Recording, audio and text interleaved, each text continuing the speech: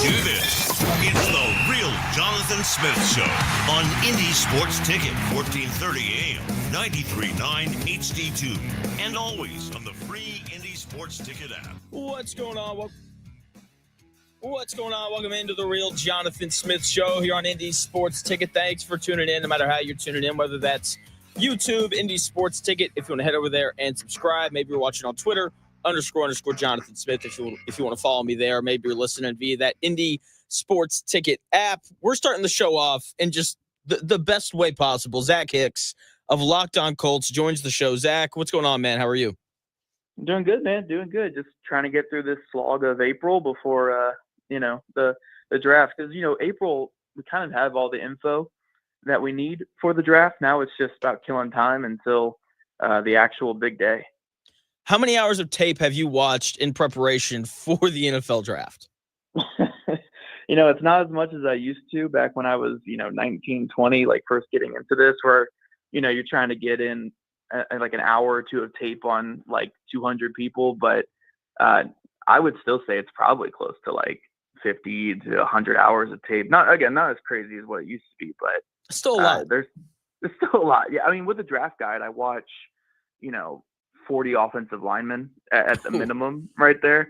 So yeah, once you get past the first like 15 to 20, it becomes a slog. But yeah, a lot of tape watching, man. And then for guys who, might be working retail in the next year or two. So I mean that most lovingly. These guys are great college players, but yeah, it's certainly part of the fun part of the process here. I love you said that after like the first 15 or 20 offensive linemen, it becomes a slog. I feel like after three, I'd be like, you know what? I'm cool. Let me go back to like running backs. Oh man, I love offensive line. That's my position though. Like I picked it when I first did the Indie Draft Guide. So offensive line will forever be my favorite. Honestly, quarterback is the one that just drags me down so much because really? college quarterbacks, man. Like, unless they're talking like the top dudes, like college quarterbacks are so hard to watch. Like the Louisville dude, Tyler Shuck, right? Everyone loves him. He's got the big arm. He's athletic. He's 30, but everyone loves him, right? But then you see like 3 or 4 clips a game where he's throwing underhand to the middle of the field and he's throwing off his back foot. And it's like, I can't do this. I can't watch this kid anymore. And it's just like that. College quarterbacks kill me. But offensive linemen, they're just fun for me. They're always involved. They're always hitting somebody. So I can always stay, tuned in with offensive linemen. Other positions, it's like, all right, cool. They're just kind of jogging off to the side on this one, or quarterback, and they're throwing it in the ground on this play. Joined by Zach Hicks of at.on Colts. You can follow him on Twitter at Zach Hicks 2. So, but I've got a take that I'm really excited about. But before I ask you about that, I do want your thoughts on Daniel Jones and Anthony Richardson. Reportedly, they're going to split reps during OTAs. Is that what you expected, or where are you kind of at with that? Yeah, I mean, it's kind of what you have to do to maintain the open quarterback competition. Again, I'm still of the opinion that at the end of the day, they want Richardson to win this. They're going to give Richardson every opportunity to win this, and as long as he has a good offseason, it doesn't matter what Daniel Jones does. It'll be Richardson's job, but you do have to maintain that look, at least, of an open quarterback competition in the event that if Richardson, didn't take a step forward this offseason, because you have to have Daniel Jones ready. We're in a situation with this team that the Colts need to make the playoffs this year for for Shane Steichen, for Chris Ballard's job security going forward, for a lot of the players on the roster, job security. I mean, most contracts on this team are not guaranteed after this next season. So they're in a really interesting spot where you can really blow up just about everything if they don't make the playoffs this year. So they have to have Daniel Jones ready in the event that Richardson looks like he did early last year, in the event that Richardson gets hurt, in the event that, Jones is just somehow turned into some star quarterback. Like, you have to have him ready because they do need to make the playoffs. So yeah, I fully expected the split reps. I still maintaining my position that this is a quarterback competition, but more so like leaning towards Richardson, like they want him to win it. But at the end of the day, I mean, they need to make the playoffs. So if Richardson's just not up to snuff, I mean, they're gonna go to Jones pretty early. That's where I'm at with it. I think that this is. I'm not trying to be funny. I'm being pretty serious here. Like, I think Anthony Richardson wins the job, and Daniel Jones's real opportunity to become the starter comes when Richardson gets hurt at some point. Yeah, yeah. No, I mean, it's just the unfortunate part of it with Richardson at this point. And yeah, it's not even trying to just be funny. Like, it's kind of the same way that we have to approach Juju Brents and Jelani Woods at this point. Yeah. Where it's like they haven't done enough to show that they can stay on the field. So why can we anticipate them playing a full 17 games? Braden Smith kind of falls into this now too, where it's like, look, even if the Colts draft a right guard and Matt Gonsalves is back to being the swing right tackle, I'm expecting Gonsalves to start 5, 6, 7, 8 games next year at right tackle, because I don't think Braden Smith's going to play the full year. So yeah, it's just the unfortunate reality of the situation. Joined by Zach Hicks of Locked on Colts, talking about the Colts offseason and the draft. So you brought up Jelani Woods, and like you said, he can't really stay healthy, and so tight end is a pretty important position for the Colts to draft this year. Everyone wants, it seems like every Colts fan wants Tyler Warren with the 14th pick, which I am totally in favor of. And I see, okay, Zach, so I call these, we have these things on my show that I call galaxy brain takes. And It's just when you think way too hard about something and you get a conclusion. So Geno Smith got extended yesterday, 2 years, like $75 million, somewhere in there. So that came out. And earlier in the week, Adam Schefter reported that Shedeur Sanders is likely or potentially going to fall outside of the top 3 picks. Mm-hmm. And so I was looking at mock drafts and everything like that. And because the Raiders extended Geno Smith, I don't think that they would then take Shedeur Sanders at 7, which seems like the next logical spot for Sanders to fall. Yeah. But since the Raiders extended him, probably the Saints at 9, maybe the Jets at 10. That's kind of where I see Shedeur Sanders landing, unless someone trades up. Yeah. If he falls to 9, I've seen a lot of mock drafts with Tyler Warren going to the Saints.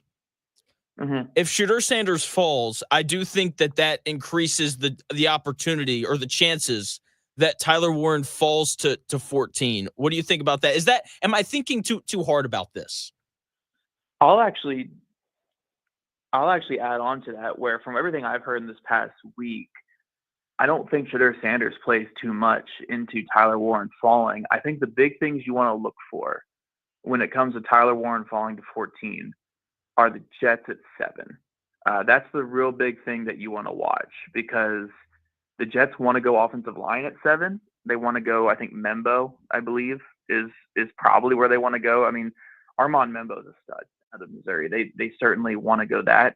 But the Patriots are 4, are the team that you're really watching for it. So, if the Patriots don't go Membo and Membo goes to 7 to the Jets, then like you said, the Saints are really the big contender for Tyler Warren.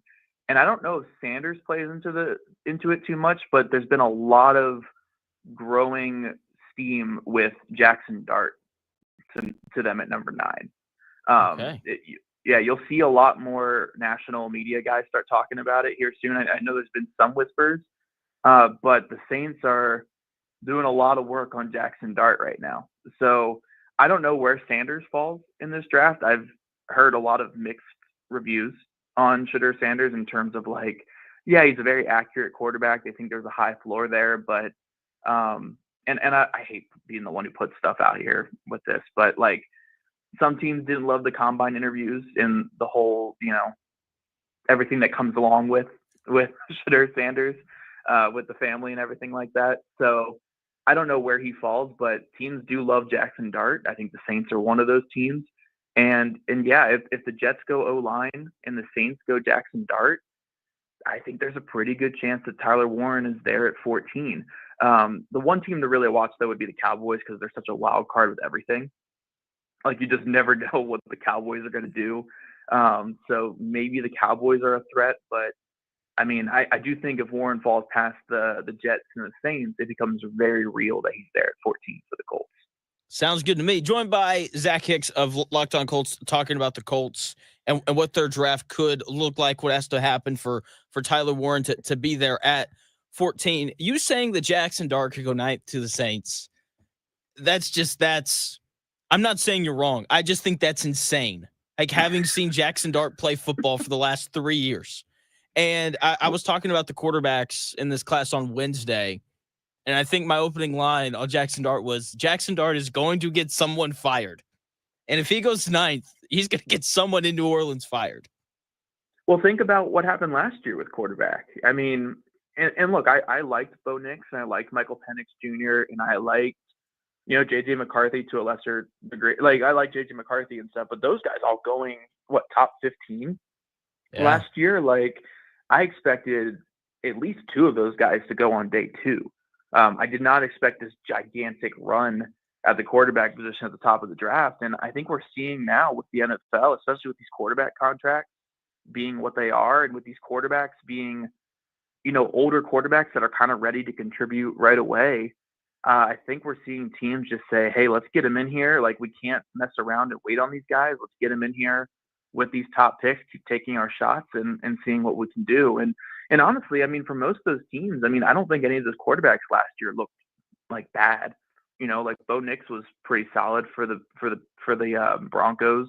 Michael Penix Jr. looked fine at the end of the year for the Falcons. I mean, McCarthy, the jury's still out on him, but those teams kind of reached on those quarterbacks, but they didn't really get burned by it. So I think if you're a team like the Saints, who just really have a lot of cap hell around you right now, like, if you really like Dart, I mean, I could totally see them going with him at 9. Hey, if it gets Tyler Warren to 14, I'm all for it. That's my big take too on that, for sure. Yeah. So here's the thing though, like, if Tyler Warren doesn't get to 14, I honestly won't be that upset. So my wife goes to bed really early, Zach. Like, we're talking like 8:30, 9 o'clock, and I can't go to bed that early. Yeah. And so I end up staying up late, and I'm watching, NBA games. But last night I opened YouTube, and I'm like, you know what? I just like what does Jihad Campbell look like? Like, I want to see if I can find tape.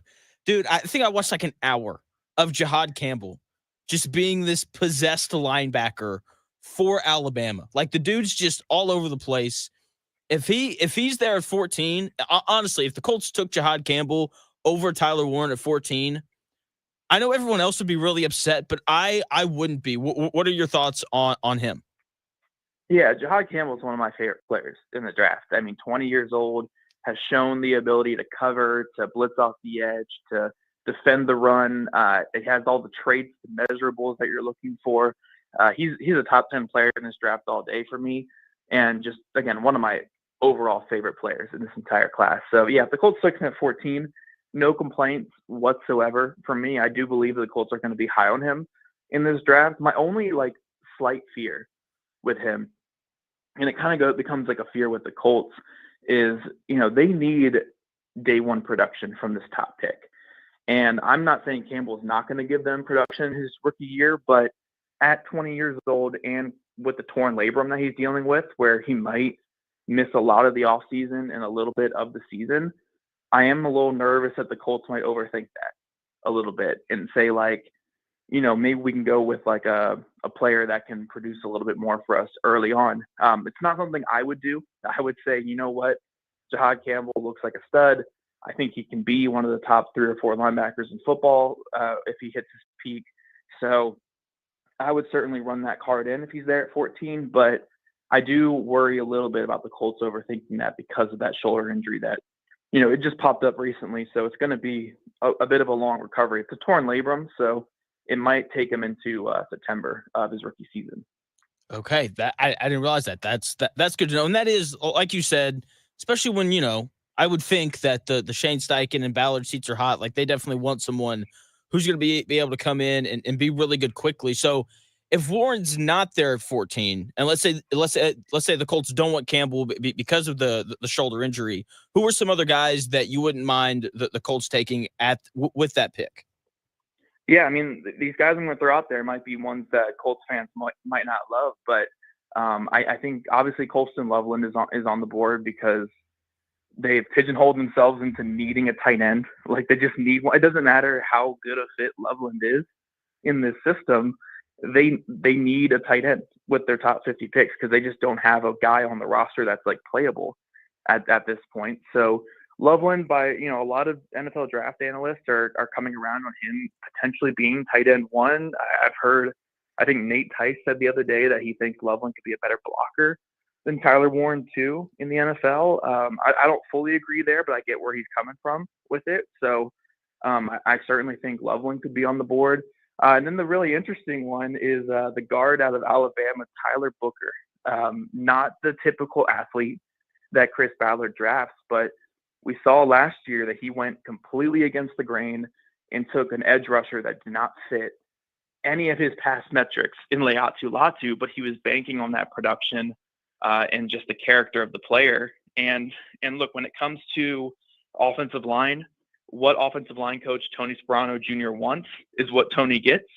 Last year, Tony really wanted Tanner Bordellini, really wanted Matt Gonzalez. They got them in here, and they both looked pretty good as rookies. Obviously, Sperano Jr. got Bernhard Ryman and Will Fries up to where they ended up being. So, look, if Tony really wants a guy like Tyler Booker, even with the lack of foot speed and lack of full athleticism, I mean, the film is so good on Booker, and I've heard the interview process was so strong for him that if Tony's saying like, yeah, I can turn this kid into a Pro Bowler, then I could totally see the Colts doing it. And then also that's a high floor player too. That's a guy where you draft him, you throw him in there at right guard in year one, your offense is better, your team is better, and you get that production in year one. So I think Booker is an interesting name to watch. Maybe not at 14, maybe if they move back or if he slips a little bit because of the athleticism.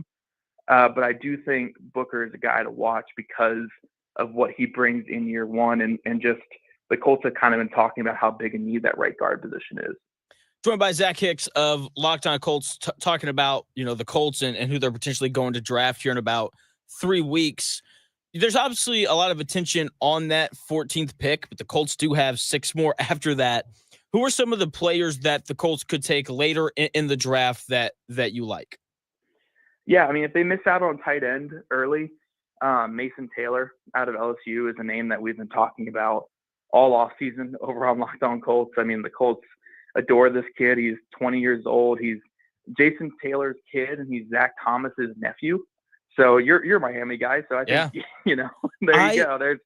There it is. I love the idea of drafting him, not just because he's the son of a Hall of Famer.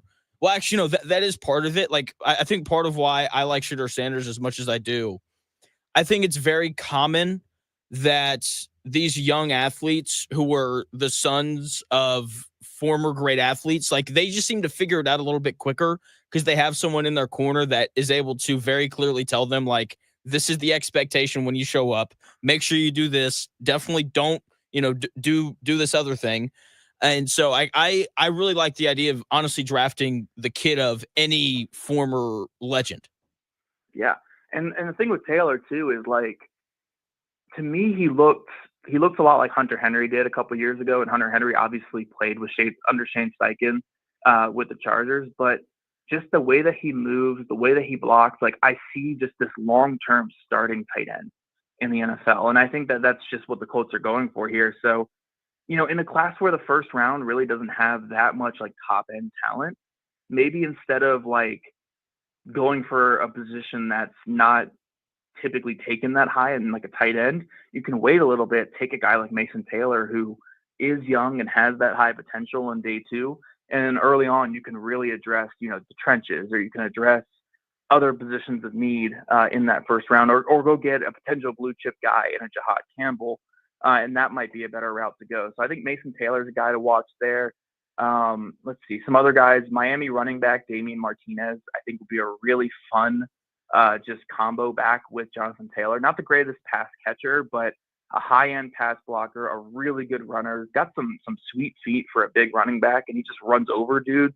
I think he's honestly like Zach Moss, like just times 2.5, honestly, from what the Colts got out of Moss. So I think, you can get a really good like duo right there with those guys. And then Georgia linebacker Shmuel Munden is a guy who's really grown on me recently. A former safety, moved to linebacker, not the biggest guy in the world, like 228, 230, but really great coverage instincts, probably the best cover linebacker in the class. Very versatile, physical player.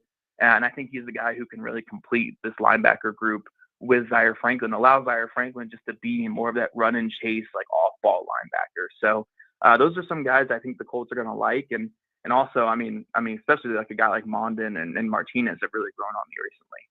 Joined by Zach Hicks of Locked On Colts, talking about the NFL draft. And Zach is just speaking my language today. He brings up Zach Thomas and Jason Taylor, who obviously played for the Dolphins.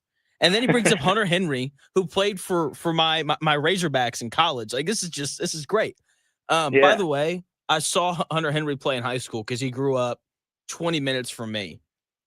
And dude, like, he was just, it's like, oh, they're just going to throw this guy the football every time, and he's going to catch it every single time. It was really annoying. I think they beat us by like 60 in that game.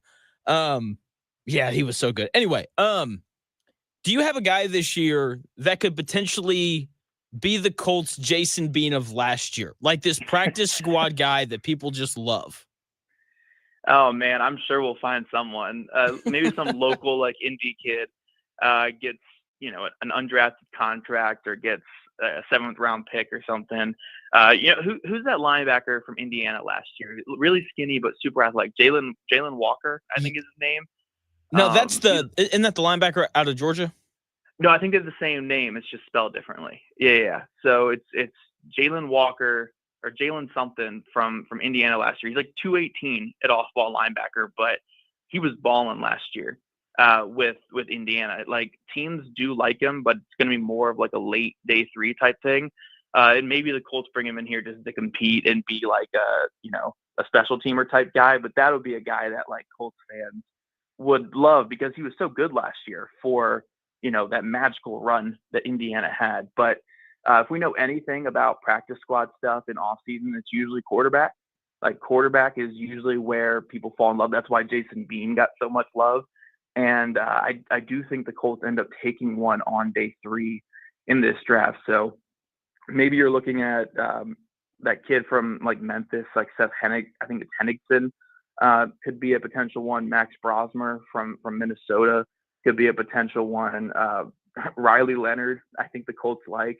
I don't know if Colts fans would fall in love with Riley Leonard though after his up and down Notre Dame season.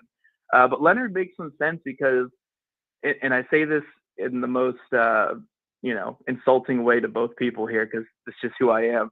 But Leonard is a lot like Daniel Jones, where it's like the running ability really stands out because the throwing is just not there.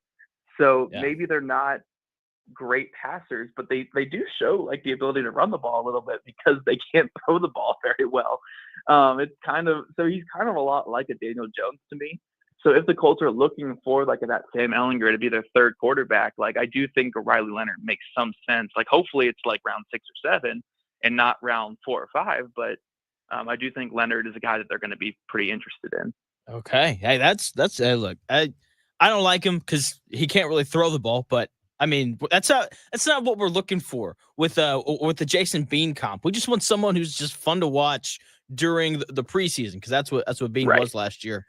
Last thing for you, Zach. The over/under win total numbers came out yesterday. Maybe it was 2 days ago. Either way, the number for the Colts is 7.5. What do you think about that number? I think it's pretty fair considering the quarterback position. We just don't know what we're going to get out of Richardson. And then obviously the last we've seen of Daniel Jones in the NFL hasn't been very good. So look, I think this defense is going to be very much improved, especially after the draft. And I do think we're going to see more signings on defense too. Once they currently have a comp pick for EJ Speed coming in for next year. So that's why they're kind of waiting on more signings. So I think we'll see a couple more signings. I think we'll see some draft picks on defense. So I do think the defense is going to be like a top 15-ish unit this year, which seems like crazy considering they were like 30th in everything last Yeah. year. But the offense, I'm still very concerned about. I think the O-line is going to be good. I think Taylor's going to be good. But what are we getting out of the quarterback? Do we have anything at tight end that's playable next year? Will the receivers stay healthy? That's going to be a big aspect of this. Honestly, will the offensive line stay healthy is another thing too. That's going to be a big aspect of this. And I just don't know what to expect out of the offense. So I think 7.5 is fair. It's a very tempting one to put over just because if the defense gives them a high enough floor and the O-line stays healthy, they should be able to get to at least 8 wins. But again, when you don't have consistent quarterback play, the floor is so low in the NFL. Yeah, that's the truth. Couldn't say any better myself. Zach, thanks for your time, man. As always, hopefully the Colts have a really good draft weekend here in about 3 weeks. Thanks, man. Absolutely, man. Thank you. That is Zach Hicks. You can check him out on Twitter at Zack Hicks 2. Does a great job covering the Colts over on the Locked On podcast. When we come back here in about 4 minutes, the Final Four starts on Saturday. Tomorrow. That's tomorrow. And we're going to talk about it right here. Who's going to win that Florida-Auburn game and who's going to win Duke versus Houston.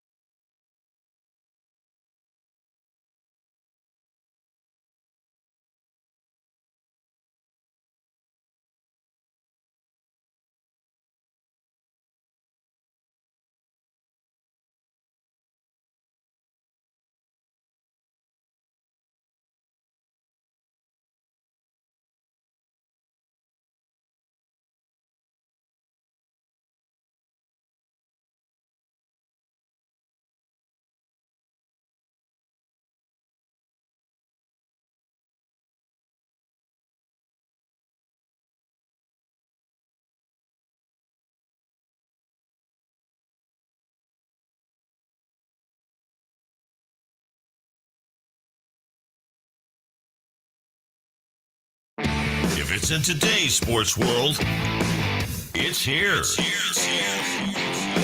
The Real Jonathan Smith Show on Indy Sports Ticket 1430 AM, 93.9 HD2, and always on the free Indy Sports Ticket app.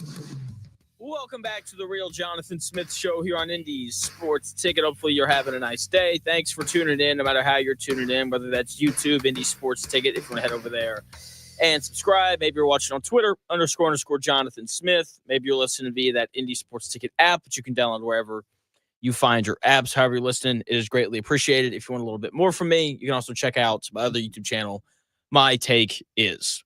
Final Four starts tomorrow night, 6:10.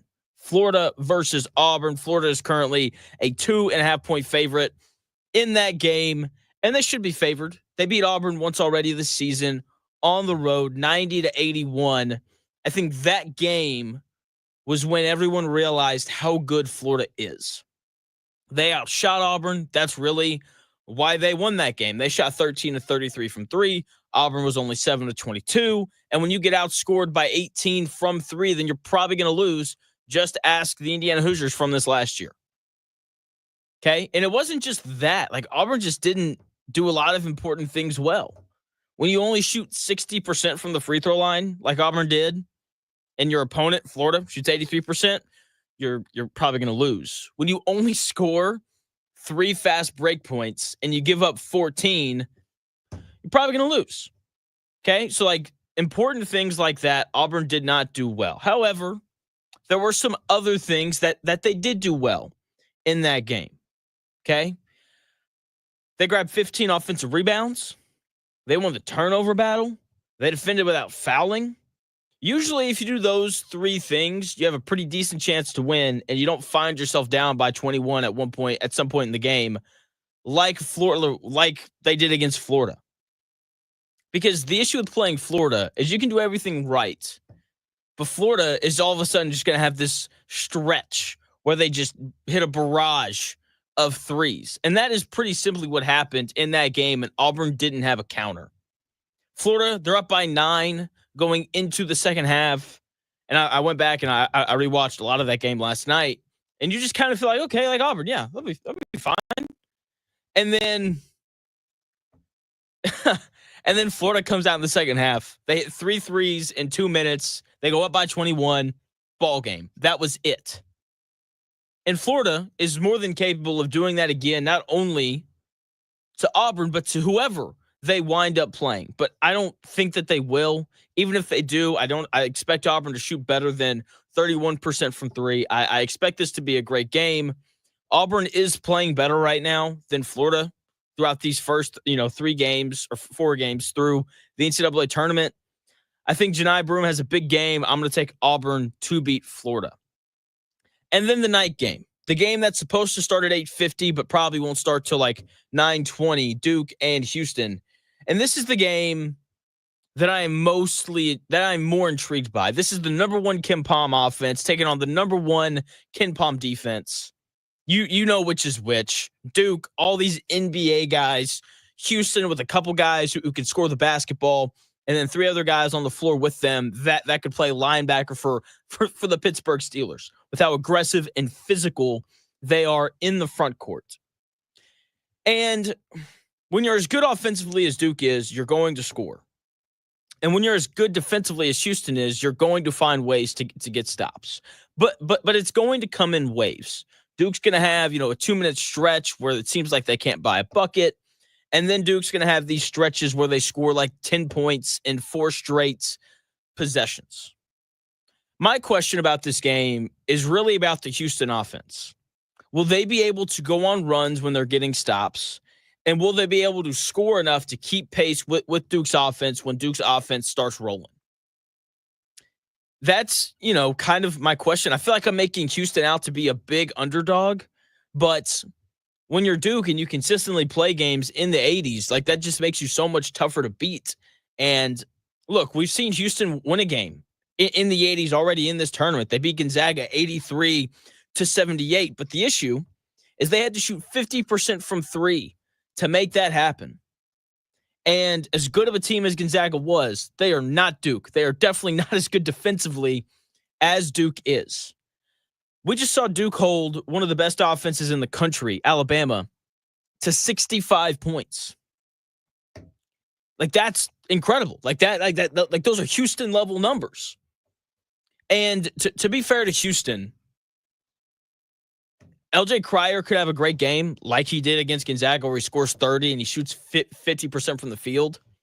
But the only team that's even kind of competed with Duke was Arizona. And it was just because Caleb Love had the game of his life.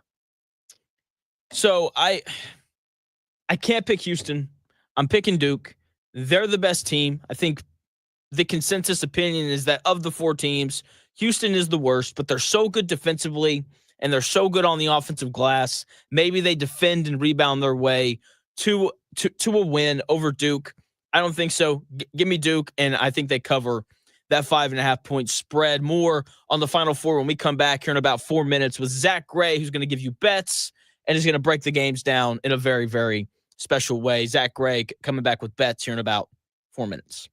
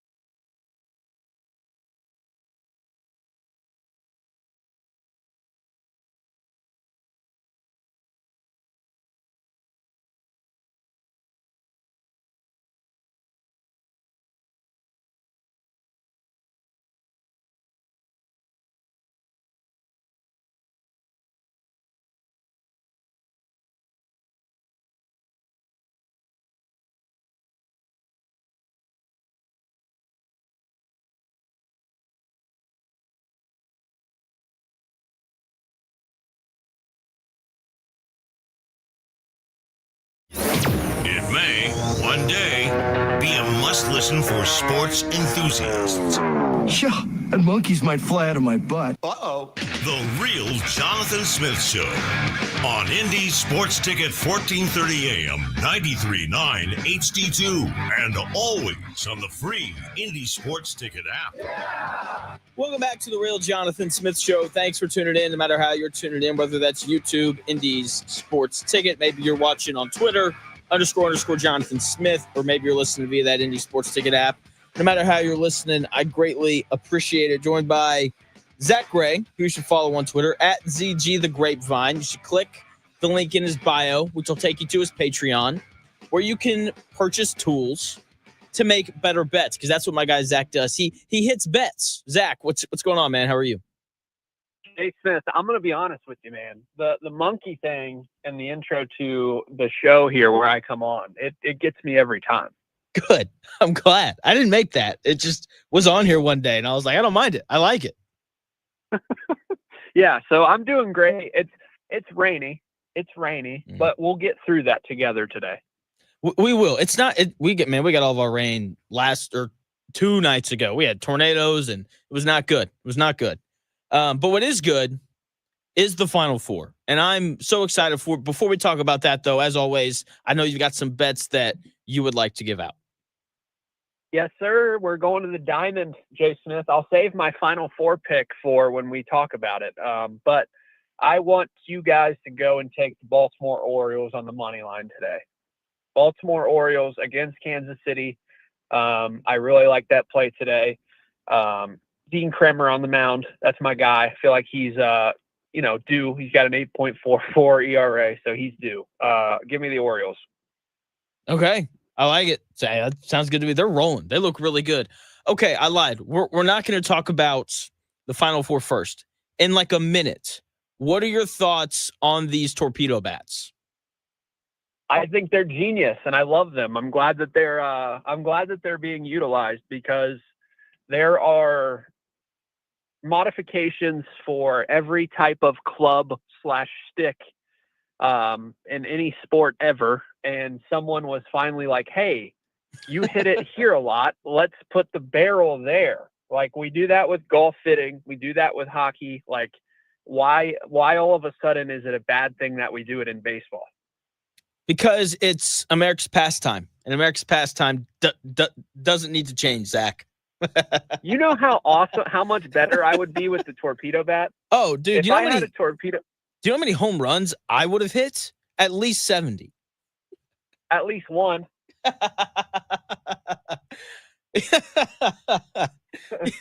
Yeah, that's way more. That's much closer to the truth. Oh man. All right. So the Final Four, I think I'm more excited about Florida Auburn in terms of the quality of the game. But I think I'm more excited about Duke Houston because of the mismatch of styles. Does that make sense? I don't feel like I worded that very well. No, I get it. The Auburn Florida game might be a little more exciting, but the Duke Houston game might just be a little more interesting. Yes. Yeah, that makes sense. And I actually don't think the Florida Auburn game is going to be as over high flying as we think it is. I actually think it's going to be more of a slog than the Duke Houston game, which might be a hot take. That is a hot take. Why do you think that? I just think those teams know each other pretty well. Obviously being in the same conference, I think that they both have people on their team that can match up with each other's best player a little better than most teams. And I just think we see a game where it's either up and down and it's really sloppy, or things just kind of slow down and both teams are shooting 32% at half or something crazy like that. That's just kind of the vibe that I'm getting on the game. Okay. I mean, I think we could see an uptick in offense later in the game when, legs start to get tired and, you're not playing as hard on defense just because you're tired or whatever. But I think actually Duke and Houston might have the most potential to get up into the 150s. That's so interesting. I I'm so intrigued. Like the Duke Houston thing, once again, joined by professional sports gambler Zack Gray. Go and check him out on X at ZG, the Grapevine. The thing for me that I'm really interested about in Duke Houston is like I just like Duke's defense is so good. Like I know people love the offense. Like if Houston didn't break 60, I would not be surprised. So my play for that game is actually Houston plus 5.5. It's time to put my money where my mouth is, Jay Smith. I've been trying to talk up Houston since before everyone else thought they were good again. And so I'm putting my money where my mouth is. I think Duke wins. But I think Uzan and Cryer and those guys, they live up to they show up in the moment, and I don't think we're going to see a repeat of that Purdue game. And I think they kind of unlock some things against a really good defensive team in Tennessee. And I could just see them getting up and down a little more than we think. And then obviously Duke is going to be able to kind of control the game, probably, more so offensively than defensively, which is another hot take. I'm full of hot takes today. I like it. That's good. I really like Duke minus 5.5, just because first and foremost, I think that they are. I think that they are the better team, which I know that you agree with that based off of our previous conversations throughout the year.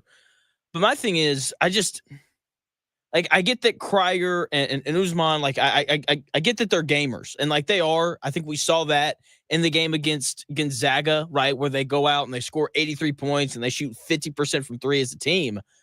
But I just don't think that you can do that against Duke. I think you can. I think with Duke, I think what they do is that they kind of overwhelm you, and then things start to snowball. Like if you look at the Baylor game that Duke had, obviously the Alabama game, it just felt like at a certain point, Alabama and all those other teams just kind of like started to panic.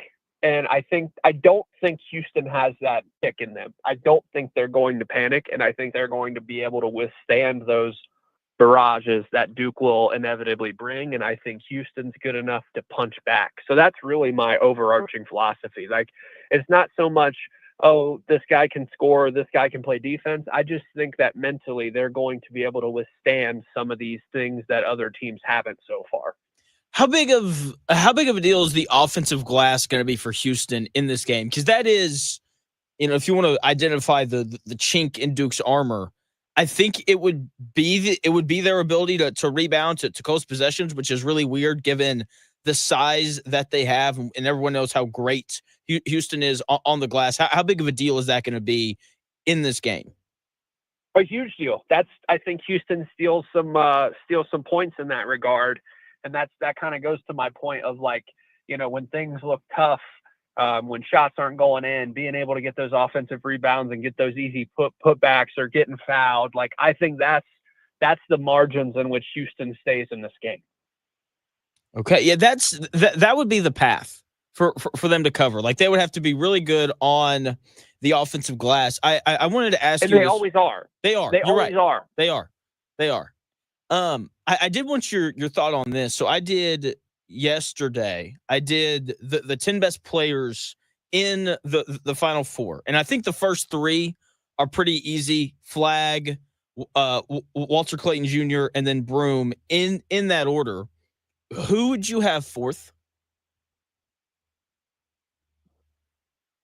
Oh, that is so tough. Holy cow. It really is. I wrestled with it for a bit. I think it's one of two guys. Say the four again. So the first three, I think, would be Flag, Clayton Jr., and then Broom. Who would you have fourth? Oh man, unless I'm forgetting something, it's between Uzan and Pettiford for me. Not Knipple. That's who I had. I forgot about Knipple. Yeah, I would probably take Knipple there. Pettiford's awesome. And, like, I don't feel like we talked about the Auburn and Florida game enough. So we're just really quickly. Am I higher on Uzan than everyone else? No, he's their best player. I have him fifth. Okay. I feel like I talk about him a lot. No, you were right. Like we talked about him last week. Once again, joined by my good friend Zack Gray. Follow him on Twitter at ZG the Grapevine. He's a professional sports gambler. If you click the link in his bio, he sells tools to help you make better bets. So make sure you go and check that out. So I looked into it because we talked about this, and I was kind of like, yeah, like Cryer's their best player. He's their leading scorer. Like that just kind of makes sense. Like you see him with the ball, and like you can just see the talent. But then I sat down and I went through it. And I was like, oh, of course Cryer's the leading scorer. He's taken 100 more shots than Usman has this year. Like, and I was watching him. I was like, you know what? I just like the playmaking. I think with Usman is much better. He's a much more efficient shooter. Not saying that Cryer's a bad shooter, but Usman just much more efficient. I like his decision making more, not only in the shots that he takes, but he's the leading assist guy for Houston. I think he's a better defender too, just because he's bigger. So like I like Usman more than Cryer. Yeah, Cryer's got the streaky volume. I'm gonna be unconscious for stretches of games, and every team needs that. But I think Uzan is the steady hand there. Yeah, that's how I feel about it. I'm curious your thoughts on this matchup. Or for the Auburn-Florida game, I had a point I wanted to make, and then I got sidetracked. No, you're good. I think that Auburn looks like the best team in the country when Tahad Pettiford is their second best player, and Florida looks like the best team in the country when Will Richard is their best player. I think those are kind of the two X factors in that game. Which one of those guys plays better? What do you think about that? Yeah, I think for me, I think Pettiford is obviously, one of their better players, but I think the idea that, Baker Mazzara and Kelly, and I think, and then on the other side, you have Condon and all these ancillary pieces like Elijah Martin. I think we know what we're going to get from those top guys. Like Walter Clayton's going to be the new age college Steph Curry. And, off that Will Richard. And on the other side, you have Broom, who's just going to dominate, and Pettiford's going to get his. But, I think this game comes down to one of those ancillary pieces having a career night or something adjacent to a career night. I think if all things are equal, we're in for an Auburn win. But let's say, one of those guys on Florida kind of goes off and plays a little more above their averages. I don't think any of the players that you said are necessarily X factors. I think it's going to be someone we don't see coming. Okay, fair enough. I like Auburn and Duke to win. I just think Auburn's playing better than Florida is right now. I don't feel like I've seen Florida play a great full, 40 minutes throughout the tournament. And whereas Auburn looked really good against Creighton. It was a little sloppy against Michigan State, but I thought that they really controlled most of that game. The second half against Michigan was really impressive. So I think Auburn's just playing better right now. So I have them, and I've been saying Duke's the best team in college basketball for a while now. So I feel like I have to take them. I got Auburn and Duke playing for the whole thing. Who do you have? Yeah, I have Auburn and Duke, and then Duke winning.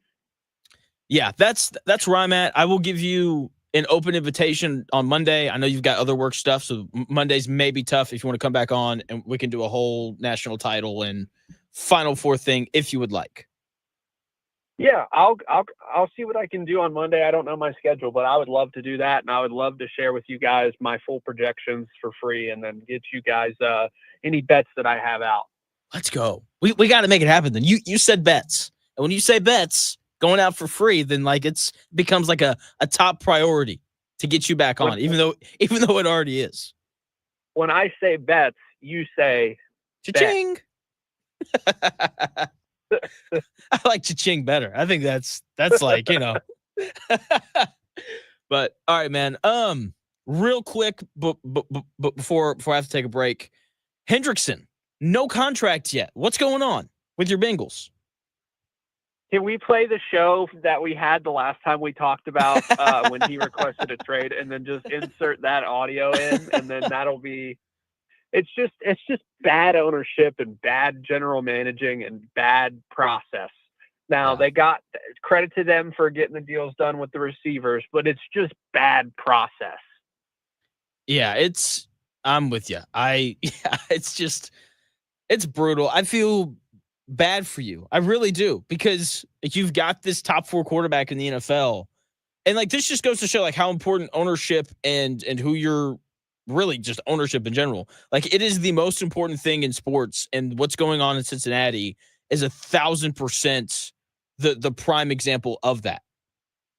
It is cool that the Bengals are kind of like part of the national zeitgeist these days. I do appreciate that. I bet. I'm with that. Because like it's cool to see them talk about the Bengals positively or negatively on NFL Countdown or NFL Live or Sports Center or these podcasts. Like, I went most of my adult and childhood without with the Bengals being laughed at and not even talked about. And now that there is high, like, it's kind of crazy when you think about it. Like, the Bengals have like a top 3 receiver, a top 3 edge, and a top 3 quarterback on their team. Like, I never thought in a million years I would say that. Dude, I wish I could say that. That sounds like a dream. And Yeah, I'm with you. They never talk about Miami unless they do something dumb. Yeah, or unless Mike McDaniel says something. That's true. Zach, thanks for your time, man. As always, I'll be sure to take the Orioles on the money line, like you said, and I'm probably gonna wind up taking Houston plus 5.5 because you're better at the gambling thing than I am. All right, Jay Smith. We'll talk soon. See you, buddy. That is Zack Gray. You can check him out on Twitter at CG the Grapevine. He sells tools to help you make better bets. Just check out the link in his Patreon. When we come back here in about 3 minutes, Pacers play the Jazz tonight. Playoffs right around the corner. Tony East, the Locked On Pacers, is set to join.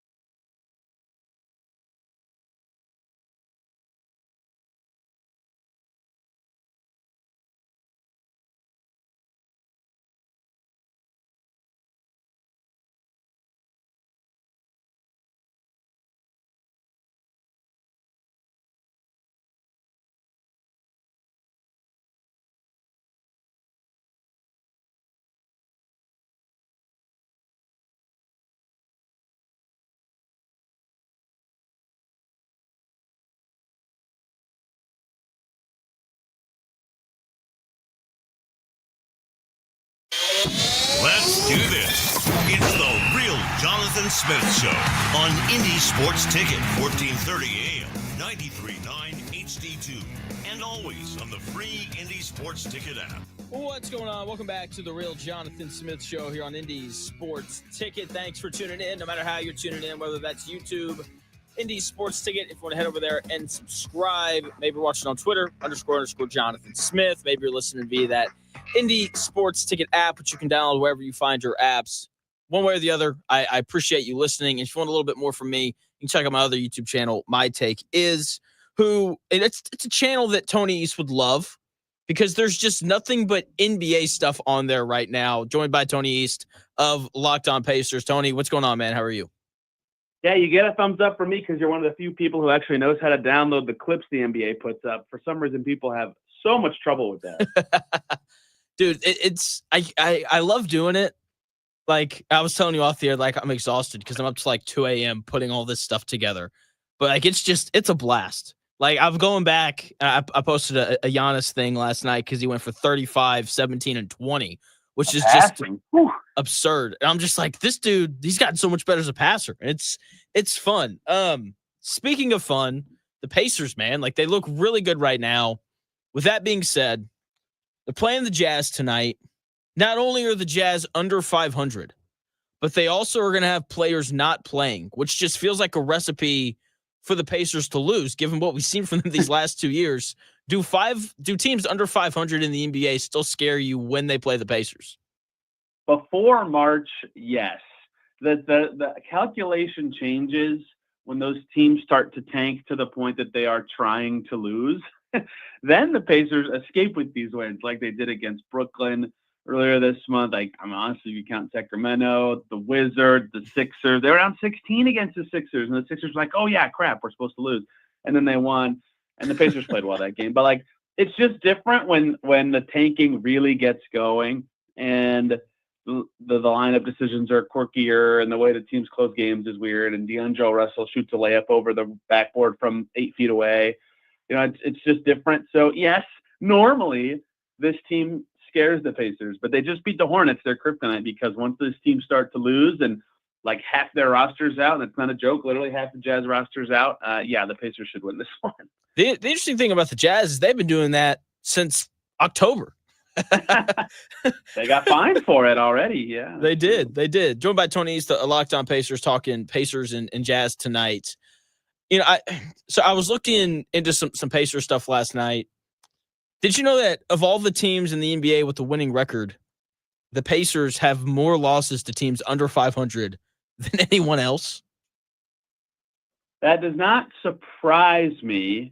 In fact, I would expect that. Last year I went through, there were, I think, 6 teams last year that won 40% or fewer of their games, and the Pacers had tied for the most losses against that group. It was them and Brooklyn was one of those teams. Like, it's been a thing for forever, and you know, I don't know what to say about it. Like, if they didn't beat the good teams, it would obviously be a huge problem, but it clearly is just like something about the way they play or who they are as people, right? Which isn't a good thing, to be clear. It's just really odd. And I think that's part of why people, like, I hate to use this term, but like, sleep on them a little bit as a team, because in the playoffs, you don't play bad teams. You only play good teams, and they're pretty good against the good teams. They just don't beat all the bad teams for no reason for like 2 or 3 years in a row now.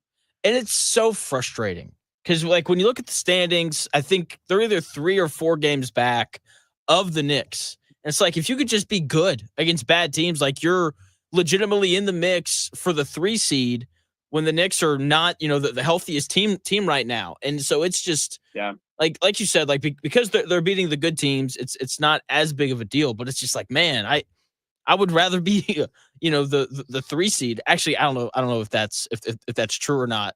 As of right now, though, I would be, because, you know, we still have a few games left. The Bucks and the Pistons are going to play twice to close the season. But after watching Giannis last night, I think I'm firmly in the camp of I want the Pacers to play the Pistons, because Giannis without Dame is infinitely scarier.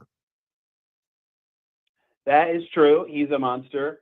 Their defense sucks recently. It does. I think I agree with you that even Shan's Dame, I think the Pistons are a more winnable matchup, slightly than the Bucks.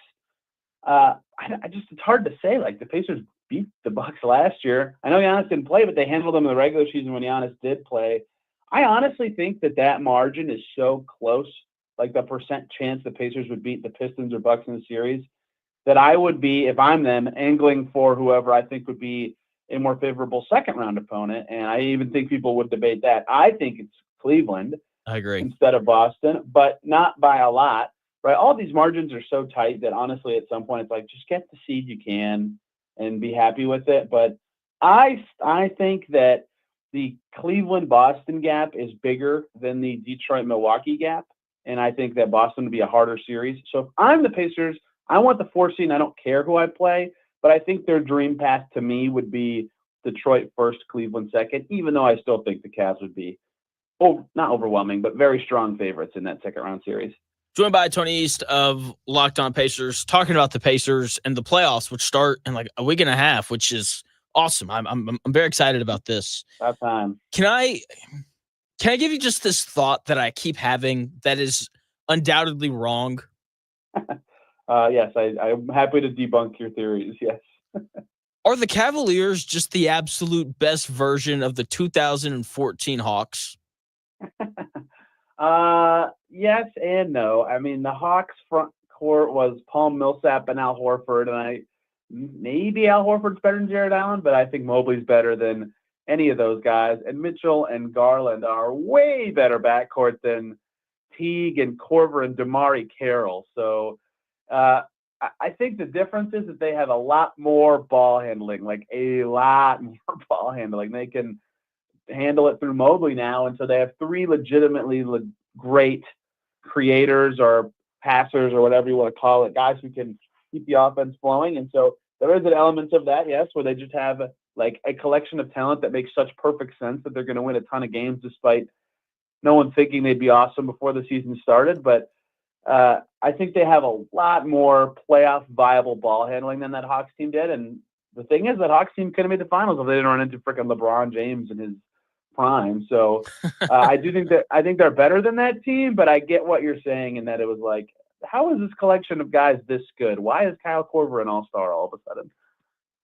Yeah, seriously. I mean, like, you're watching the Cavs, and Ty Jerome, who had not a great NBA career, is like monster. He's awesome, and they bring in DeAndre Hunter, who's been great for them. I know he was great for Atlanta before that, but like all these guys they've been developed, and it's a really weird. It probably isn't the right word, but that's how I feel about it, because it feels like the path to being good in the NBA is like drafting a superstar, or a superstar becoming unhappy, and then you bring him in, and then all of a sudden you're really good. But we've seen Cleveland just develop talent, which is a really fun thing to kind of see, and just see the growth. Do you think they're better than Boston? I don't. In the playoffs, I don't. I think they can give them I think it'll be like an even odd series. I'm not that into like the betting stuff, but I bet the odds say it's an even series. Boston can handle so much more like absences or adversity because of just their team construction is so perfect. Like, there are no holes in what they do. Everybody who plays can dribble and shoot and guard, and they do these goofy matchup things that everybody gets all confused about, and then it works somehow. It's like, I guess you could say their backup center is not that great, but who cares? They don't need to play them that much. They just play small, or they put Jason Tatum at the 5. Yeah, which is right. Problematic. They literally do that. It's so wild, right? And so I can't decide if I think this because I think this, like I actually think what I just said is true, or because it's so easy to think this because Boston won the championship last year, and I've seen them be good in the playoffs, and the Cavs lost the second round last year. And I get that all their players are better this year, like literally all of them. But that's what you're saying. They develop talent very well.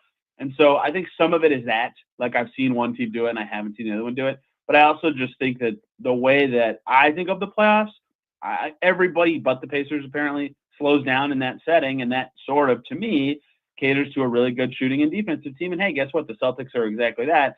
And then I look and I'm like, oh, the Cavs have like a top 10 point differential like of all time. Maybe I should be higher on them. So I think the Celtics are better. I still think they're my Eastern Conference favorite, but it feels stupid to say that team winning 80% of their games.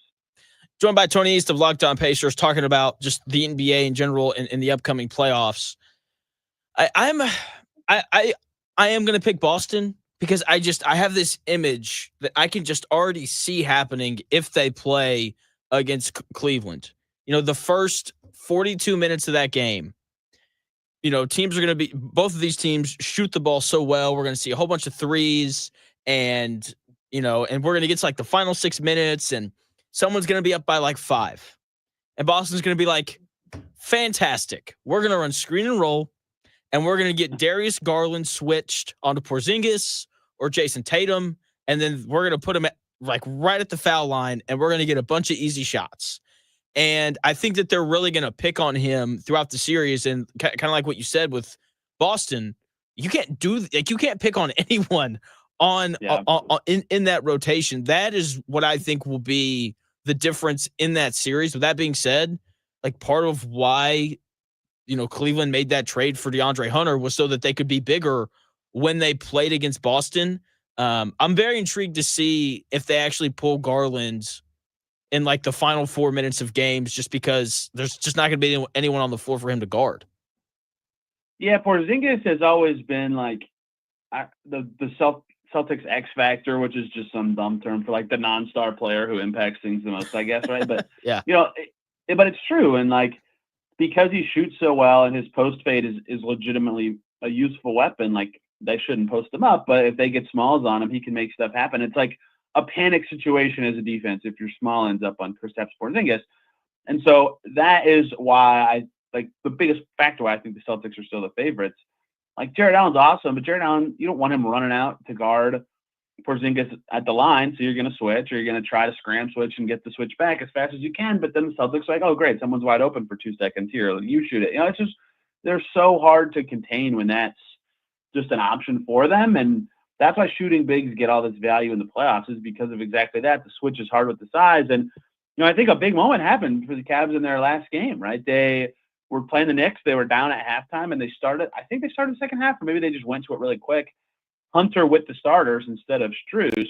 And they closed the first half with that group and it went really well as they came back to win. And so I think maybe they know this already, but like, yeah, Hunter's in their best 5, but is the trade-off of Garland for whatever, Strus, Ty Jerome, whoever they would pick instead, actually worth it? Like, you get a little bit of defensive growth with the size of Strus, but you lose a lot on offense. Like, I think he's been their best offensive player this year, which has been my hottest take about the Cavs for months and months and months. So if you do that, is it really worth it? Maybe if you're the team up by 5, but if you're down 5 and you take Garland off the floor because Porzingis is tearing you up, and he probably can and will, you might just be trading off too many points to even come back, right? So that's why the Celtics are such a matchup nightmare. And I think the Cavs are well constructed. Like, I don't think they'll have any problem getting to the conference finals to play the Celtics. I just don't know how that series will go. And I don't know the home court advantage is going to be enough for them to win it. Yeah, that's where I'm at with it as well. Joined by Tony East of Locked On Pacers. So the Eastern Conference is pretty easy to kind of figure out. Like, it's probably like there's a 90% chance it's Boston and Cleveland, unless someone gets hurt, and if that happens, then maybe the Pacers are in the Eastern Conference Finals again. Who knows? The West, though, like we don't even know what the standings are going to be. We got like 5 games left, and I think it's a pretty foregone conclusion that like the Thunder will probably be in the Western Conference Finals. Who's your favorite pick to play against them? Obviously, we don't know seeding, and that's obviously gonna matter. So I guess my real question is, who's the second best team in the West? Yeah, who's gonna make the playoffs?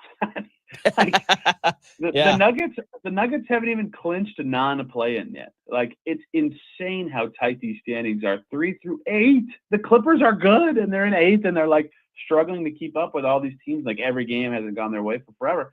I don't know. I think the second best team in the West is. I don't think it's Houston, despite them having that record. They're good. They're clearly good. They didn't just trip and win 50 games, but like their style of dominate the possession game so much by being so awesome at rebounding and never turning it over is like cute and cool. Like in the playoffs, you just have to have a certain level of offensive potency and be able to generate good enough shots, and they just can't. They just cannot do that consistently enough. Like there's games where they just get waxed, even with good talent. So can they win the first round? Yeah, I think it's the right matchup, but I don't think it's Houston. So I guess I think it's Denver because I do think that Jokic is that good and they're the best team left of the bunch. I am so tempted to say Golden State, though. I mean, since the trade for Jimmy, they are so good. They are so good. I mean, they just looked great against the Lakers, and the Lakers have been playing great since their trade, too, obviously. And I think Luka can get a team to the conference finals. I think Steph can, but they can play well enough with Steph not on the floor now to win. And they're so good now. I think they have the best record in the West in the last 10 games at San's OKC, who just beats everybody. And and Steph missed games in there with that pelvic injury, right? Like they are a legitimately great team again. And because Steph just has that like ability to just crush your soul twice a game for 5 minutes, they might be the second best team in the West now. And I don't know that they're going to make it out because their top end talent's old and you just never know with an old team how that can go. Maybe their X factor is someone like Pods who just went crazy and won them a game last night, but it might be them. I'm going to pick Jokic because I've seen it with him, but I mean, the Warriors are just really good. And I think every other team is good and can make it. The Timberwolves made it last year. The Grizzlies were so good 3 years ago in the playoffs. Kawhi looks like Kawhi again. LeBron and Luka together. They're on the same team. Sorry, Mavs guy, but they're on the same team. Oh, good. Like all those teams have like a very easy elevator pitch for why it's them. But Jokic is so good that I think I'll go Denver with a slight edge over Golden State for me. But if literally anybody but Houston made it, I'd be like, yep, I get it. I understand that. Joined by Tony East of Locked On Pacers, talking about just the NBA in general. I think it's Golden State. I sat down last night and I went through it, and it's really funny. Like it's Luka and LeBron, and so like that trade happens, and everyone's like, oh, they're gonna be so tough because they're always gonna have Luka or LeBron on the floor at the same time, and it's like, well, the Warriors are always gonna have Jimmy Butler or Steph on the court at one point or another. And I was looking into the numbers after the All-Star break. Warriors are 5th in offensive rating. They are 1st in defensive rating, which is crazy when you consider how great of a defensive team the Thunder are. And they are 2nd in net rating behind, obviously, the Thunder. And so like they've just been so good. They're 19-2 now when Jimmy Butler and Steph Curry play together. And like I get it, like part of that's the honeymoon phase where everyone's like playing hard because there's this new guy. But like I watched them, and then I watched the Nuggets, and like you said, it's Jokic, and I don't like picking against that guy ever. But I think that the Warriors role players are better. What do you think about that kind of aspect of it?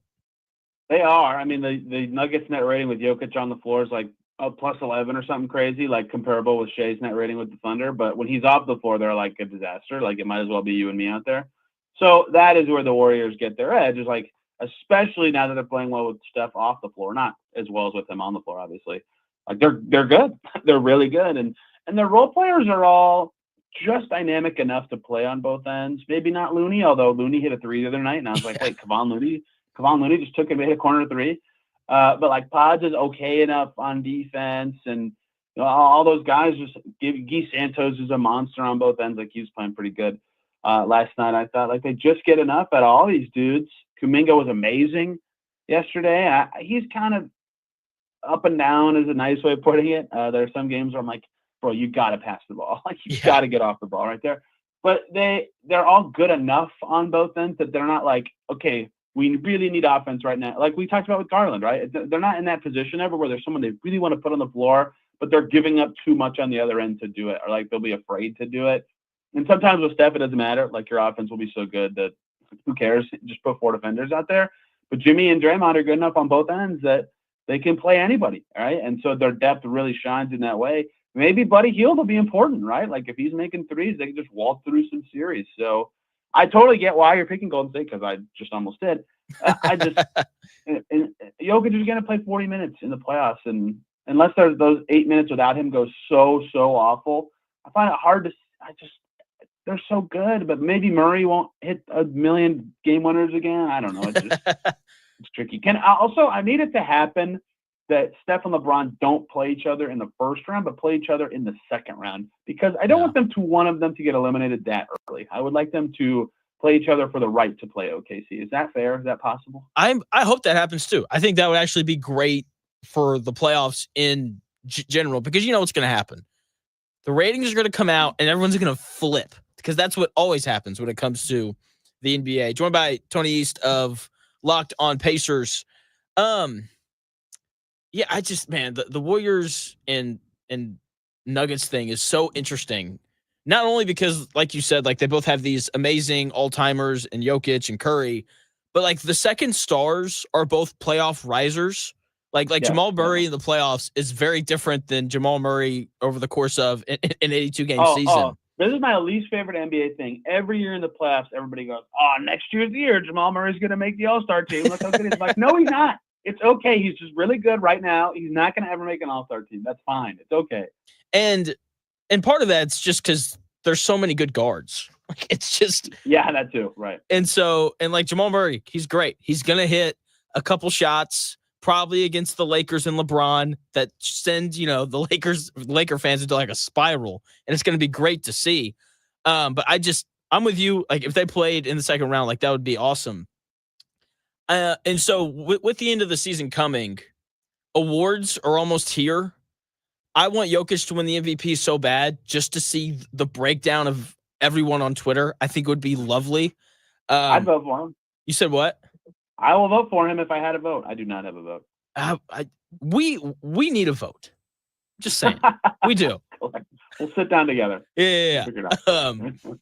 And so I think that's who I'd vote for as well. But then again, like you could, like, this is by net rating standards, the Thunder are the second best team ever behind the 95 and 96 Bulls. So like, if you want to vote for SGA, I get it. But what other awards are you most interested in seeing who wins this year? Defensive Player of the Year, as Draymond goes on his media tour to try to get people to vote for him. And the reason he's doing that is because he's got a really good chance to win. The betting, I'd say he should win. I think should be Evan Mobley. I think Evan Mobley's been the best defender in the league this year. Jaren Jackson's been amazing. Draymond has been so good. So good. He just blew up the Lakers last night on national TV. If he wins, I bet that game is why. Yeah. He already had momentum, right? It's not like one game's going to win him Defensive Player of the Year. But that game on that platform, that was huge. Yeah, he was great. But that one has three like legitimately great candidates in a way that I can't remember. Like usually it's like, oh yeah, Draymond or Wemby or Draymond or this different Rudy Gobert or whatever, this different shot blocker. Like all three of them have been really good on the defensive end. And I'm really intrigued by that one. I'm also interested in Rookie of the Year because I just continue to be like, why are we just giving this to Stephon Castle? Like he's really good. I think he's going to be a good player, but Ricochet and Jalen Wells have been better for like a long time now. And for some reason, every time I look, it's like, oh, Steph Castle's still the favorite for some reason. And he has 1 in every 5 games. He shoots better than 45%. It feels like he's a good player. I'm probably picking on him a little too much. I do not understand the way Rookie of the Year gets discussed. It feels like the guys who are impacting winning are not getting as much juice and reward for being actually helpful to decent teams. And Castle is not doing that, so I don't really get that one, and I'll be curious where it shakes out. Ricochet is probably who I'd vote for. He's like you said, like the last month, he went for 36 the other night. Yeah, but yeah, I'm intrigued by that too, just because there's not like it's the total opposite of what next year's rookie race is going to be, where it's like guys that are coming in and like are going to be number one options immediately. This year it's just like, we have all these role players, and Stephon Castle, who's, I guess, kind of not a role player since Wemby went down, and I'm so intrigued just to kind of see what all happens with that. Castle's last 5 games: 6 for 18, 6 for 13, 3 for 11, 7 for 18, 9 for 23. Like I get that Wemby's out. I get that he's good. He's like slamming the glass. His passing's been really good in this stretch. Like I'm very much picking on his shooting percentage right now. There's so many games. I'm like, dude, it's too much. And I get that they're trying to develop him, but that's not what I care about for Rookie of the Year. I care about the best and most impactful rookie, and Wells guards star players routinely, and Ricochet has games you just talked about where he's good enough on defense and makes a billion threes, and like it actually helps the Hawks, and it makes sense for them to start him and play him big. I don't know. I think it should be one of those two. I don't think Castle's bad. I just am surprised every time I look. I'm like, why is it such a runaway? Why is he dominating this? Joined by Tony East of Locked On Pacers. There was a guy for Defensive Player of the Year that you did not mention. And I'm kind of surprised. Is it Lou Dort? No, Dyson Daniels. Oh yeah. The Great Barrier Thief, which is a great nickname. That is an awesome nickname. He's been so good. Like if the Hawks were better, then I think he'd actually have a real chance of winning it. But they're just not. Like they're gonna make the play in. It's another year where the Hawks, Bulls, Magic, and Heat make the play in. Who would have thought? Even though Orlando 7-3 in their last 10, they look good, by the way. But Paolo, here he comes. Man, I love Paolo. Probably a little too much. But it's good. So last thing here before I let you go, do you have any thoughts on the Final Four? Not really. I will say this. I am thrilled as a fan of good games that it's the 1 seeds. That will be fun. But I think that it's going to be Auburn Duke. I think the Florida's escape artist time is over, even though I love this Clayton kid who I'd never heard of before the tournament because I don't watch college basketball. And I think Houston's getting overlooked. Like they're good enough to beat Duke, but Duke is just better. I think Duke's the best team left. What has been your favorite part of watching Cooper Flagg? Man, he can do everything, man. I mean, it's like there's no NBA skill that I'm like, oh, he won't. Like, there's no way he should shoot mid-range shots in the NBA. I know he's good at those. He can make threes good enough. His volume's not super high, but they go in. His defense is ridiculous. He just is good at everything, and that's why every game he's never bad. Like even top prospects every year, they have bad games or games where you're like, oh, that was not the greatest. Like basically after his first week or so in college, where I think he was 17, Flagg's been awesome, and he can do a little bit of everything, and I think he's a lock to be the number 1 pick. And I am so glad that I don't have to hear any more crap about what if he doesn't go pro? Yeah, he's going to go pro. I'm so excited to see him because, yeah, again, the no weakness kind of kids. Maybe his NBA career will be similar. It starts off a little flimsy because he'll try to do a little bit of everything, and none of it will go great. But I think he's going to be awesome. I just love that he has very few weaknesses for an 18-year-old kid who skipped a year. Speaking of skipping, I skipped a question that I really wanted to ask you. This is the last thing. I know you said that you don't have a vote, but would you put Tyrese Halliburton on your third team All-NBA if you had a vote? Getting so close with this insane run. We're just never, ever, ever turning the ball over. I mean, the Pacers would really like it if he made it. I think it helped them contractually a few years from now, potentially. So I don't know. I mean, a third of the season, he was not at that level, but he is unbelievable right now. They are winning because he's been so good. So I think it's possible. Zach Lowe just said that he does. So I suppose it's very possible. I don't know. I think I have him right on that line of somewhere between 14 and 17th best guy this year. Yeah, and part of that is it doesn't look like Jalen Brunson's going to hit the 65-game threshold, which I know you just love. You love that rule. Oh, God. And so again. There's that part of it. Kevin Durant, I think, is going to finish the year at 62 games played, which is... Oh, no. He's going to... he's coming back with 3 games to go, so he gets it. I hope he does. That'd be... I don't know, man. That ankle sprain... Dude, his ankle touched the floor. It did. Yeah, if he comes back, even though I was listening to Legs the other day on his podcast, and he said something really interesting. He's talking about how guys with that build, just really skinny legs, he's like, for some reason those guys tend to not swell up as much whenever they roll their ankles. So maybe you're right. Maybe he is able to come back, but that'd be the Kings are sad and pathetic right now, and the Suns play the Kings the last game of the season, and it could be a tiebreaker for the play-in. I truly think Kevin Durant's going to come back with the intent of getting the Suns into the playoffs. He's going to try. If they, they've been so disappointing, but also it's not surprising at all how bad they've been. I've got a Devin Booker's overrated take that I've been sitting on for a while. I'm probably going to have to pull it out at some point. But we'll see. Tony, thanks for your time, man. As always, you were great. You got it, man. See ya.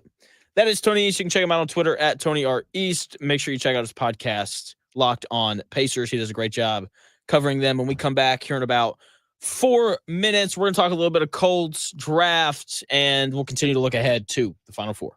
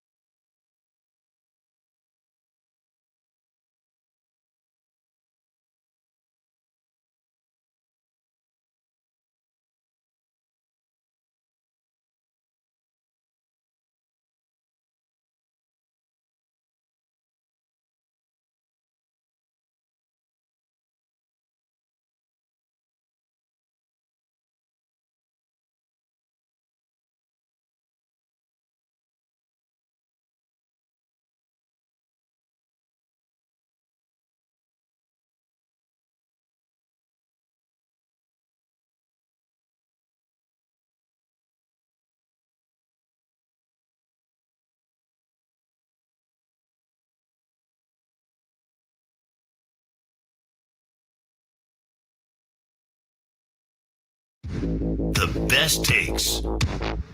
Maybe. The Real Jonathan Smith Show on Indy Sports Ticket 1430 AM, 93.9 HD2, and always on the free Indy Sports Ticket app. What's going on? Welcome back to the Real Jonathan Smith Show here on Indy's Sports Ticket. Thanks for taking the time out of your day to tune in, no matter how you're tuning in, whether that's YouTube, Indy's Sports Ticket, Twitter, __ Jonathan Smith, or maybe you're listening via that Indy Sports Ticket app, no matter how you're tuned in. I greatly appreciate it. If you want even more from me, feel free to head over to YouTube. My take is that's a little thing I do on the side. Just started it. Feel free to go over there and check that out. Tomorrow night, excuse me. Florida versus Auburn. First game, Final Four. I'm jacked up for it. I'm sure you are as well. Florida's a 2.5-point favorite in that game, and that feels right. Florida probably is the better team. We saw them go down into Auburn and beat them once already this year. Right? Beat them 90-81 on the road. I think that was kind of that was the game. That was the moment when everyone was like, "Oh wow, like Florida, watch out." That's a really good basketball team over there, and it is. Florida, very very good, very very talented, but they're not playing their best right now. And when you look at that game when they beat Auburn earlier in the season on the road, can Florida play much better than that? I don't know if they can. And then you look at Auburn, who didn't really play well at all in that game. Florida outshot Auburn 13-33 from 3. Auburn was 7-22. When you get outscored by 18 from 3, you're probably going to lose. Just ask any Indiana fan who watched them play this year. When you shoot 60% from the free throw line, like Auburn did in that game, and your opponent, Florida, shoots 83% from the free throw line, then you're probably going to lose. And then you throw in the fact that Auburn only got 3 fast break points. Meanwhile, Florida got 14. Like that is just that. Like those 3 things are very hard to overcome. With that being said, there were certain things in that Auburn-Florida game that Auburn did very well. Okay, and for example, they grabbed 15 offensive rebounds. That's good. They only gave up 11 offensive rebounds to Florida, who offensive rebounds very very well. They defended without fouling. They won the turnover battle. Usually, if you do those 3 things, you give yourself an excellent chance to win. And despite doing that, they were down by 21 at one point in that game. And this is the danger of playing Florida. The question isn't if Florida is going to have a 3-minute stretch where they hit a bunch of threes. It's when is it going to happen? That's what happened against Texas Tech late. Walter Clayton Jr. goes crazy. They win that game. They're against UConn. Right? They're down. Game's tight. All of a sudden, Walter Clayton Jr. hits back-to-back huge threes. Florida wins. You know that 3-point barrage is coming at some point. And when you go back and you watch that Florida versus Auburn game, they go into halftime, and Auburn's only down 9. This is arguably the best team in the country. 9 points is not an insurmountable deficit for Auburn to overcome. It's not. So they come out, and teams are playing kind of even.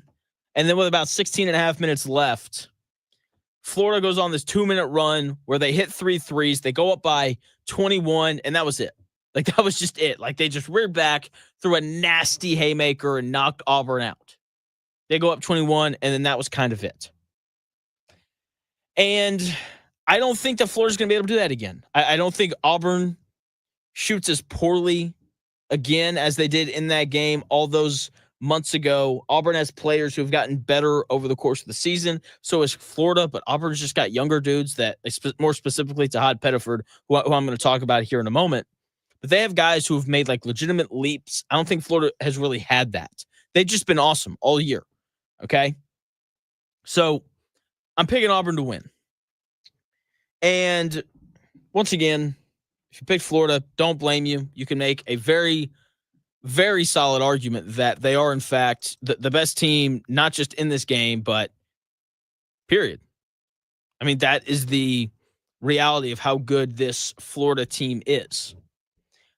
But they haven't played their best. They haven't. Meanwhile, Auburn has been more impressive over the course of the 4 games in the NCAA tournament than Florida has. Okay, Auburn looked really good against Michigan State. I know they didn't blow them out, but they controlled all that game. Like, there was never a moment where I was like, yeah, I think Michigan State has a chance here. They looked really good against Creighton, despite Janai Broome, only scoring 8 points, and Chad Baker-Mazara, getting hurt halfway through that game. Didn't matter because the rest of the guys on that Auburn team are so good that they just kind of cruised, beat Creighton by 12. The second half against Michigan was very impressive. Just the defensive intensity and the level of defense in which they played in that Sweet 16 game cannot be ignored. So Auburn's looked better over the course of these games. Florida, however, once again, they're probably the better team, but they haven't played like it. Like they play UConn, and they need Walter Clayton Jr. down the stretch of that game to put the cape on and in order for them to win. And then they play Maryland, and that first half was ugly. They turned the basketball over 13 times. In the second half, they figure it out, and they end up winning by 17. And then they play Texas Tech, and they're down by 10 with 5.5 minutes to go. And then Walter Clayton Jr. once again goes crazy. He scored or assisted on the final, or on 19 of Florida's, final 23 points in that 5.5 minute stretch. 23 points in 5.5 minutes is crazy. Like, that is a crazy pace to score at. And he was, Walter Clayton Jr. was responsible for every field goal that happened. He scored or assisted on it. The 4 points that he didn't score or assist on came at the foul line. And you can't have that if you're going to beat Auburn. Because as good as Texas Tech is, they are not Auburn. They are not as good as that team is. Auburn hasn't really looked beatable in this tournament. Like, they have looked solid. Florida, who is the better team, has not played their best basketball. They're not playing their best basketball right now. And I don't think it's magically going to happen when they start playing against, three of, the other three best teams in college basketball. Sure, Florida's better, but the better team doesn't always win. I like Auburn. Jani Broome in this game, I think is going to be pretty dominant. Thinking like 25 and 15. He had 18, 11, and 6. That's 18 points, 11 rebounds, and 6 assists against Florida in that matchup earlier in the year. I think he dominates the game in a big way. Florida doesn't outscore Auburn by 18 from 3, and Auburn wins the game 84-79. So I think that's going to be the better of the two games. Just in terms of the style of play, the two teams know each other. I think it's going to be a little more back and forth. Houston-Duke is intriguing, though, just because of the matchup stylistically. This game's supposed to start at 8:50, which means it'll start no earlier than 9:15. Duke's a 5.5-point favorite. I'm taking Duke because they're the best team. It is. Even though, like I said, the matchup in this game is going to be fascinating. This is the number one Ken Palm offense against the number one Ken Palm defense. You know which is which. And I think the difference is that Duke's defense is better than Houston's offense. In games like these, I just kind of expect for teams to be themselves, which means that Duke's going to find a way to score, and Houston's going to find a way to get stops, which sounds like it doesn't make any sense, but I promise you it does. It's going to go in waves. Duke's going to have like a 2-minute stretch where it seems like they can't buy a bucket and the offense is going to look stagnant, and Houston's going to be blowing up ball screens the way that they've done all year. But then Duke's going to have like a 2-minute stretch where they score like 11 points in 2.5 minutes because they're that good of an offensive team. The question is going to be the Houston offense. Will they be able to go on runs while their defense is getting stops? And can they score enough to keep pace with Duke's offense when they go through those stretches where Duke's offense looks pretty unstoppable? When Duke is up by 6 and the game feels like it's about to get out of hand, can Usman or Cryer hit a 3 or get something easy to kind of calm the game back down? And I feel like I'm making Houston out to be an underdog, the way that I've kind of worded all of this. And look, that's not the case. The line's only 5.5. They are incredibly great on the defensive end. They're tough. So, this is going to be a good game, but I do think that their lack of offense, which isn't even a fair term, their lack of offense compared to Duke, that's probably the best way to say that, will be the difference. They can score. They put up 83 against Gonzaga. Okay, and if they can do that, look, if they score 83, they'll probably win. Here's the issue, though. They had to shoot 50% from 3 in order to make that happen. LJ Cryer had to go for 30. Oh, and Gonzaga's defense is nowhere near as good as Duke's. We just saw Duke hold one of the best offenses in the country, Alabama, to 65 points. That is incredible. And to be fair to Houston, because I do want to be fair, LJ Cryer could go crazy again and give Houston a chance. Arizona has played Duke better than anyone else, and it's because Caleb Love went crazy. LJ Cryer went crazy against Gonzaga. Houston's got so many shooters that like someone has a great night and shoots them into this game. Like that would not be surprising at all. But they need someone to be consistent on the offensive end, someone that they can go to when they're down by 8 and they really need a basket because it feels like they're reeling. So that has to happen, and they also have to rebound. The weakness of Duke is they don't always rebound great, which doesn't make sense when you look at the size that they have. And Houston is an excellent offensive rebounding team. That is their way to keep this game close. They have to be great on the glass. But if they aren't, then this game could get ugly. Seriously, I like Duke. I think they cover the 5.5-point spread. I think they're playing their best basketball of the season right now. They don't really have a weakness. Maybe it's their ability to rebound to close possessions, but I think that that's going to be a major emphasis for them coming into this game. Like if they went like four to the boards, wouldn't surprise me in the slightest.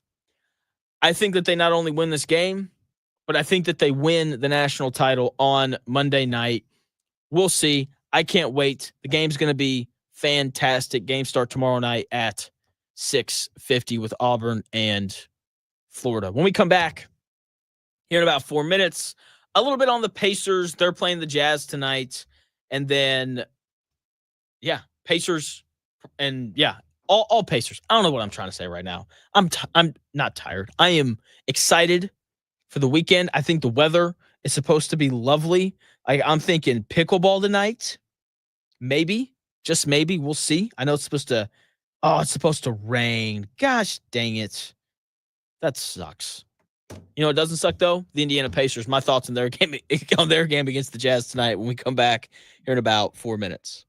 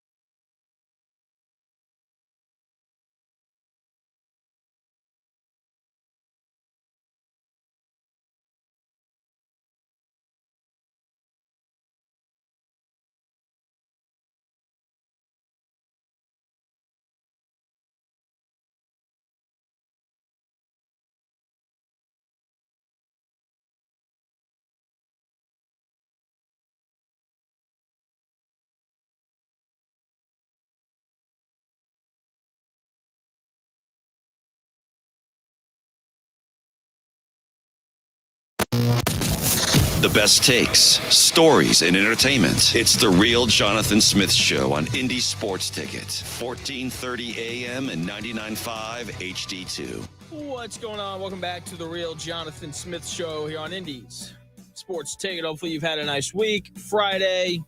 Hallelujah. We love Friday. Oh, man. What a show today. It's been great.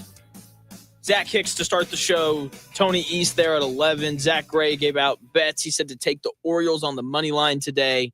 And he also said to take Houston plus 5.5. I would listen to him. He's very, very good at that sports gambling thing. We got the Pacers playing the Jazz tonight. Another big challenge for the Pacers because they're playing a bad team that has guys sitting out. The Jazz have been tanking since October, so the Pacers should win this game. They should cruise. That's what should happen. Doesn't mean that it will. Guys go crazy. Guys have bad nights. It all happens. It happens all the time. The Jazz have won 16 games this year, which is kind of crazy. My big thing with the Pacers right now, though, is I don't want them to play the Bucks. Like, Giannis has been on just an absolute tear since Damian Lillard got hurt. And last night he goes for 35 points, 17 rebounds, and 20 assists. That's why I want the Pacers to play Milwaukee. That dude's one of the 5 best players in the world. He's only gotten better. He'll have the ball for 40 minutes. More than that, probably, if Damian Lillard doesn't play against the Pacers.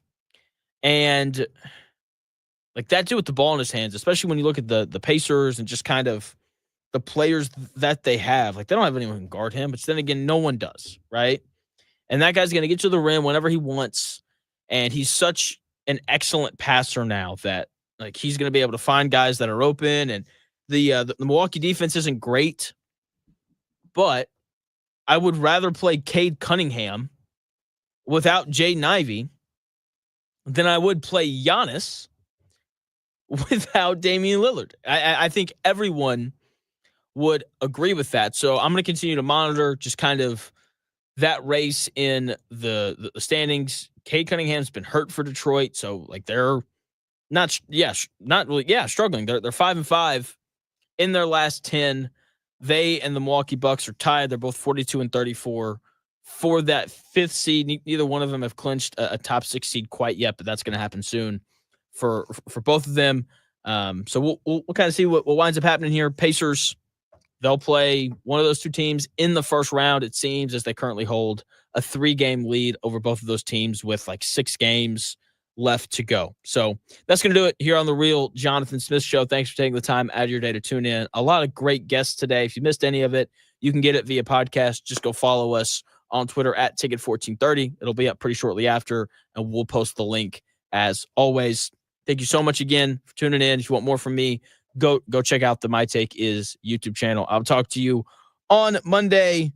Final 4 this weekend. Pacers basketball tonight. What more could you ask for? I will talk to you on Monday.